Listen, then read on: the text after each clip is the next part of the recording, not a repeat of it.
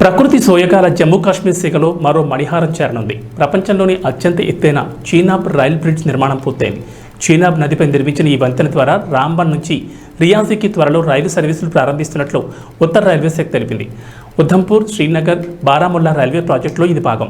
చీనాబ్ నది గర్భం నుంచి 359 మీటర్ల ఎత్తులో నిర్మించిన ఈ వంతెన పొడవు 1315 మీటర్లు.